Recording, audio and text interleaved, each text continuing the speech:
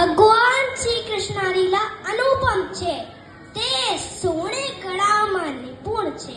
ભગવાન શ્રી કૃષ્ણની તમામ દેવતાઓમાં ઉત્તમ માનવામાં આવે છે અને એની લીલાનું કોઈ વર્ણન નથી.